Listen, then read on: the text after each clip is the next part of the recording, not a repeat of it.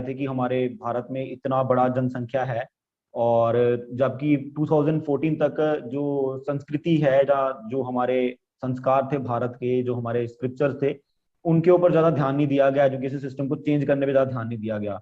तो जिसके कारण अभी क्या है कि बच्चों में एक कॉम्प्लिकेटेड सा कल्चर कह सकते हैं हम लोग, मतलब we are not the westerns, we are not the Indians, but हम कुछ कॉम्प्लिकेटेड से हो गए हैं। तो सर, आपको क्या लगता है, मतलब आपके हिसाब से क्या मेजर रीजंस हैं ये सब चीजें होने के, और इसके सॉल्यूशंस क्या हैं? थैंक यू अमरजीत जी, हमें इनवाइट करने के लिए।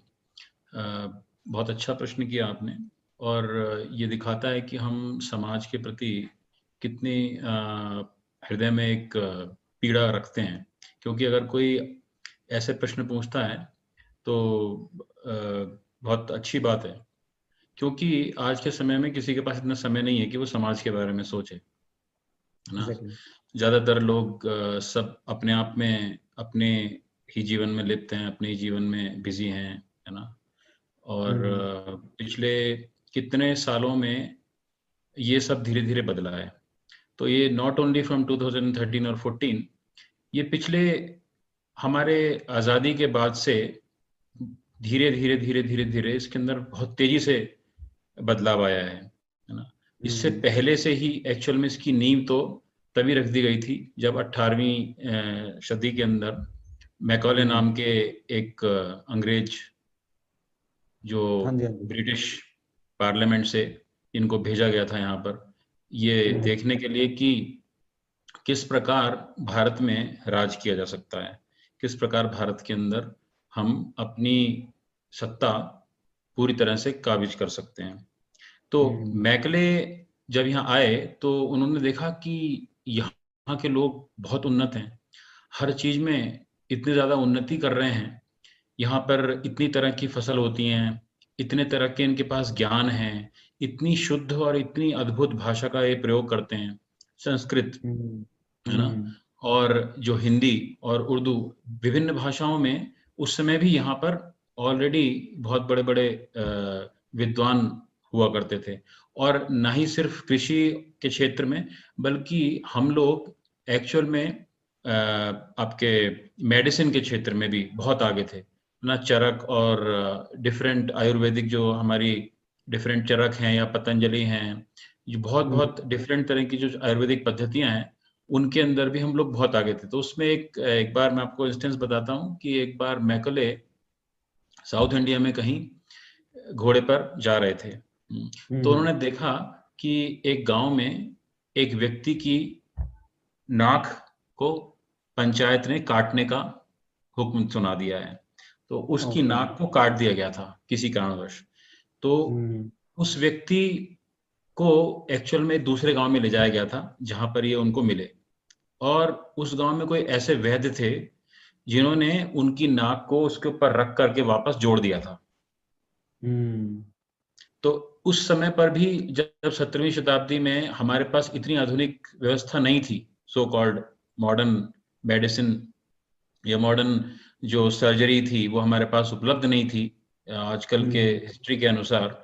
बट एक्चुअल में देखा जाए तो गांव गांव में ऐसे वैद्य और ऐसे हकीम हुआ करते थे जिनके पास हाथ में बहुत ज्यादा ऐसे हुनर होते थे, ऐसा ज्ञान होता था कि बिना किसी प्लास्टिक सर्जरी के उसकी नाक को वापस जोड़ दिया था उन्होंने। तो ये उन्होंने लिखा है अपनी किताब में कि मैं ऐसे ऐसे गया, और बहुत सारे इंस्टेंसेस मैकॉले अपने वापस यहाँ से जाने के बाद किताबों में लिखा। और कौन सी उन्होंने किताबों में जाकर लिखा के, है? सॉरी, सॉरी मैं आपको इंटरप्ट कर रहा हूँ, सॉरी, मैं वैसे स्किप कर जाऊंगा इस चीज को, because I think this is the, मतलब मुझे लग रहा है कि बहुत इंटरेस्टिंग होने वाला है टॉपिक आगे। बट आप प्लीज बुक मेंशन कर दीजिए कि बुक कौन सी है, कौन सी बुक्स में लिखा हुआ है ये सब चीजें। ये एक्चुअल में मैकॉले ने यहाँ पर बुक नहीं कह सकते इसको, मैकॉले ने जाकर के अपनी एक जो रिपोर्ट दी ब्रिटिश पार्लियामेंट में, उसके अंदर उन्होंने ये कुछ वक्तव्य बताए। उन्होंने ये भी बताया कि यहाँ के लोग बहुत धनी हैं, यहाँ के लोग पूरी तरह से अपने घर के अंदर किस तरह के कपड़े पहनते हैं, कैसे उनकी रहने की व्यवस्था है, पूरा उनकी जो जीवनचर्या है वो पूरी दिनचर्या उन्होंने बताई। और उसमें कुछ इंस्टेंसेस भी ऐसे भी लिखे जो मैंने आपको भी बताया। इसके अलावा उन्होंने बताया कि यहाँ के लोग बहुत विद्वान हैं, और यहाँ एक कैटेगरी है जो ब्राह्मण कहलाती है, क्षत्रिय हैं जो रक्षा करते हैं, और कुछ लोग वैश्य हैं जो गौपालन करते हैं और किसान हैं, है ना। और एक कैटेगरी है जिनको हम शूद्र बोलते हैं, ये लोग शूद्र बोलते हैं, और वो इन बाकी सबकी सेवा कार्यों में लिप्त रहते हैं। तो ये सब उन्होंने जाकर के बताया, और अपना जो समरी दिया वो ये दिया कि अगर इस देश पे राज करना है तो इसकी एजुकेशन सिस्टम को तोड़ना पड़ेगा, इसके एजुकेशन सिस्टम को खत्म करना पड़ेगा, तब बिना लड़े ही हमारे गुलाम बन जाएंगे। तब उन्होंने ऐसा बोला कि बिना लड़े ही ये हमारे गुलाम बन सकते हैं। तो इसके ऊपर ही प्रस्ताव पारित हुआ, और तब मैकले शिक्षा पद्धति का भारत में एक्चुअल में उसको इंट्रोड्यूस किया गया, और उसके अंतर्गत यहाँ पर अलग अलग कॉन्वेंट जो शिक्षा प्रणाली है, और मिशनरीज ऑफ चैरिटी है, या मिशनरी जो स्कूल्स हैं, कॉलेजेस हैं, वो बहुत उस बड़े पैमाने पर खोले गए भारत के अलग अलग प्रांतों में। तो उन्होंने क्या किया, उन्होंने हमारे स्क्रिप्चर्स की जगह ले ली। हमारी जो पढ़ने की पद्धति थी, हमारी जो एजुकेशन सिस्टम था, उसको उन्होंने पूरी तरह धीरे धीरे बदल दिया। इस कारण से उसका असर हमें अब दिख रहा है। इसलिए मैंने बात कही कि एक्चुअल में जो कहानी जो हमें आज दिख रही है हमारे सामने, कि हमारे बच्चे क्यों मॉरल वैल्यूज भूलते जा रहे हैं, क्यों उनके अंदर अपने संस्कारों के प्रति रेस्पेक्ट नहीं है, अपने स्क्रिप्चर्स के प्रति रेस्पेक्ट नहीं है, ये सब इसलिए हो रहा है क्योंकि हमने अपने ही सिद्धांतों को, अपनी जो हमारी शिक्षा प्रणाली थी, अपने जो हमारे इंडियन रिलीजन सिस्टम था, है ना, उसको हमने धीरे धीरे दरकिनार कर दिया है, धीरे धीरे हमने उसको भुला दिया है। और ऐसा कुछ 20-25 सालों में नहीं हुआ, ऐसे होने में कम से कम भी 200 साल का समय लगा है। इसलिए आज हम ये स्थिति देख पा रहे हैं, और आगे आने वाला समय इससे भी भयानक होने वाला है, क्योंकि आप आज देख ही रहे हैं कि किस प्रकार आजकल के जो, सब तो नहीं कहूंगा, पर कुछ युवा प्रणाली को भ्रमित किया गया है सेकुलरिज्म के नाम पे, कि we are a secular country, so we are a secular country.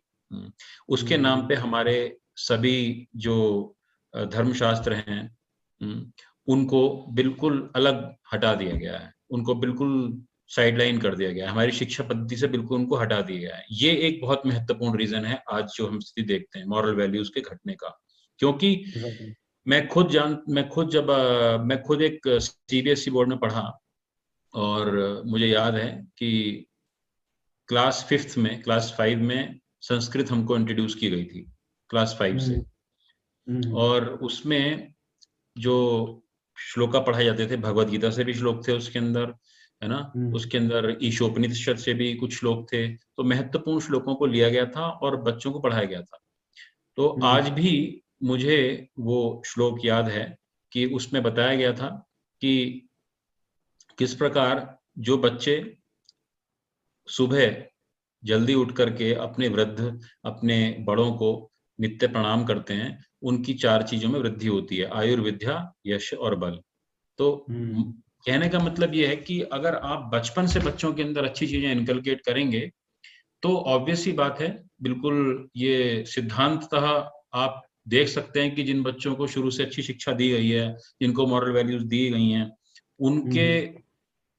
उनके जो पालन पोषण है इस तरह से किया गया है, तो वो आगे बढ़ चल करके एक अच्छे सिटीजन बनते हैं, एक अच्छे व्यक्तित्व का निर्माण उनका होता है।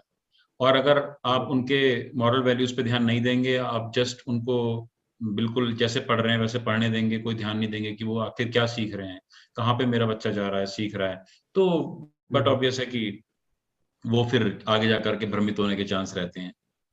तो जो मूल है वो बचपन में ही बच्चों को अच्छी शिक्षा प्रणाली देना एक बहुत आवश्यक है। और इसके अलावा जैसे मैंने कहा कि हम लोग अपने सिद्धांतों को, अपने परंपरा को भूल रहे हैं in the name of secularism. Secularism अच्छी वर्ड है, वर्ड बहुत अच्छा है सेकुलरिज्म, लेकिन सेकुलरिज्म का मीनिंग क्या है? सुनने में बहुत अच्छा लगता है, लेकिन सेकुलरिज्म का मीनिंग क्या है, किस तरह हमको समझाया गया है? हमें ये नहीं समझना चाहिए कि सेकुलरिज्म का मतलब ये है कि खुद के धर्म को मिटा दो और दूसरे धर्म को आदर करो। सेकुलरिज्म ये है कि सभी धर्मों का समान रूप से आदर करो। लेकिन जो चीज देखिए, हमारे सनातन, जो हम लोग हिंदू पद्धति आप कहते हैं, अदरवाइज इसका नाम सनातन है। सनातन means which has no start and which has no end, जिसका ना कभी कोई शुरुआत पता है किसी को कि कब शुरू हुआ, ना कभी इसका कोई अंत होगा, ऐसा इसको सनातन बोला गया है। तो सनातन धर्म के अंदर जो भी चीज है वो बच्चों को समझाने की आवश्यकता है, ना सिर्फ एक धर्म की तरह, बल्कि हाँ कि ये हमारी जीवन प्रणाली थी। धर्म की शिक्षा सिर्फ इसलिए नहीं है कि हम सिर्फ पूरी तरह से स्पिरिचुअलिटी में चले जाएं। वेदों में क्या है, वेदों को 4 भागों में बांटा गया है ना। जो हमारा वर्णाश्रम सिस्टम है उसको पूरी तरह से मिटा दिया गया, गलत कंसेप्ट लेके आया गया अंग्रेजों के द्वारा, और उसके बाद पॉलिटिशियंस के द्वारा। भारत की जो सामाजिक प्रणाली थी, जो सामाजिक पूरी व्यवस्था थी, जिसके अंदर 4 वर्ण आते हैं, ब्राह्मण, क्षत्रिय, वैश्य और शूद्र। तो ये गलत फैलाया गया कि जन्म के अनुसार होते हैं। कभी भी भगवत गीता में भी भगवान कहते हैं ये बात को कि चतुर्वर्ण्यम मया सृष्टम। ये चारों प्रणाली, चारों वर्ण मेरे द्वारा बनाए गए हैं, तो भगवान के द्वारा बनाई गई चीज कोई खराब नहीं हो सकती। सिर्फ इंटरप्रिटेशन गलत किया गया, बता दिया गया कि अगर आप ब्राह्मण परिवार में जन्म लिए तो आप ब्राह्मण ही रहेंगे, चाहे जाके आप कुछ भी काम करें, है ना। तो कोई भी प्रणाली एक्चुअल में मूलतः आज के युवा लोगों को ये समझाने की परम आवश्यकता है कि हमारी जो वर्णाश्रम प्रणाली थी उसमें क्या क्या चीज आती है। एक तो ये 4 वर्ण आते हैं, और एक आते हैं 4 हमारे जो आश्रम हैं, जिसमें पहला आश्रम है आपका ब्रह्मचर्य, दूसरा है आपका गृहस्थ, फिर तीसरा है आपका वानप्रस्थ, और चौथा है सन्यास। ये प्रणालियां इसी प्रकार बनाई गई थी कि सही समय पे सही काम किया जाए। आज की जो विषय आपने दिया है उसके अंदर ये चारों चीजें भी बहुत महत्वपूर्ण है, क्योंकि मेरे दिमाग में गलत बात भर दी गई है और समाज के अंदर जहर घोल दिया गया है। आपस में जो जातियां हैं वो लड़ें, इस तरह का एक जहर घोल दिया गया अंग्रेजों के द्वारा और बाद में पॉलिटिशियंस के द्वारा। बट एक्चुअल में ये जातियां कहीं भी जन्म के अनुसार हैं ही नहीं, ये सिद्धांतिक रूप से आपके कर्म से संबंधित हैं। अगर मैं ब्राह्मण परिवार में जन्म लेकर भी आज जाकर के एक सेवा कार्य में निवृत्त हूँ, मैं किसी की सर्विस कर रहा हूँ, तो इसका मतलब मैं भी शूद्र श्रेणी में हूँ। और आज की तारीख में मतलब 90% of the population in India are actually Shudras, क्योंकि वो लोग कहीं ना कहीं जाके सर्व कर रहे हैं, किसी को सर्विंग कर रहे हैं। वो कोई जॉब कर रहा है जाकर के, वो भी सर्विस है। We are doing service, right? इधर you are serving government, or either you are serving your company, or either you are serving in hotel, or either serving in restaurant, wherever, hospital, etc. So most of us are actually doing service only. So service class जो है उसको शूद्र बोला गया। और जो लोग defence में हैं आज की तारीख में, जो लोग आर्मी के अंदर हैं, वो लोग क्षत्रिय हैं, वो किसी भी धर्म से हो, चाहे वो सो कॉल्ड शेड्यूल कास्ट से हो, चाहे वो सो कॉल्ड ब्राह्मण क्लास से हो। वहां पर जितने भी लोग गन लेकर के सेना के साथ खड़े हुए हैं बॉर्डर पे लड़ने के लिए, वो सब रक्षा कर रहे हैं, क्योंकि क्षत्रिय धर्म जो था, जो क्षत्रिय जो कास्ट है, उसका काम था रक्षा करना। इसी प्रकार ब्राह्मण वो लोग थे जो शिक्षा देते थे। तो अपने फायदे के लिए कुछ ब्राह्मण्स ने, कुछ क्षत्रियज ने, या जो पॉलिटिशियंस थे, उन लोगों ने इस बात को पूरी तरह से गलत तरह से फैलाया गया, गलत तरह से पढ़ाया गया। कहीं भी भगवान ने स्वयं ये नहीं कहा है कि जो जन्म लेगा जिस जाति में, उसके अनुसार ही उसका जाति उसकी मानी जाएगी। तो इस वजह से इससे हुआ क्या कि इससे हमारे ही समाज के अंदर अपने धर्म के प्रति एक हीन भावना जागृत हुई। सबने सोचने लगे कि हमारे धर्म के अंदर गलत चीज पढ़ाई जा रही है, हमको तो मिलके रहना चाहिए, यहाँ तो कास्टिज्म सिखाया गया है। पर एक्चुअल में कास्टिज्म को गलत तरह से इंटरप्रेट किया गया। जातिवाद गलत नहीं है, जातिवाद बना दिया गया just for the sake of ruling, ताकि समाज लड़े आपस में, उसमें एकता ना रहे। और उससे क्या हुआ, हमको एक नई चीज इंट्रोड्यूस की गई, क्रिश्चियनिटी कह लीजिए या इस्लाम कह लीजिए, अलग अलग जो धर्म बहुत बाद में आए हैं, है ना।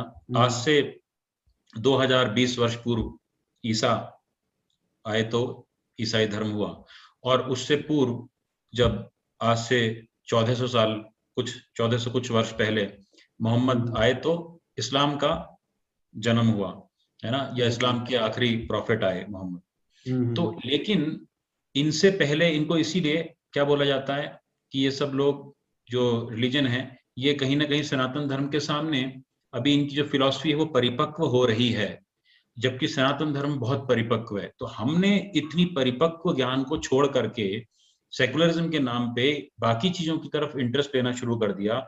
सो कॉल्ड मॉडर्न जो हमारा सिस्टम है, एजुकेशन सिस्टम, उससे भ्रमित होकर के पूरी तरह से हमने इसके अंदर गलत तरह से हम अपने धर्म को समझ करके उन्हें छोड़ करके और बाकी चीजों को तरफ फोकस कर लिए। इस वजह से आज हमारी एक स्थिति है।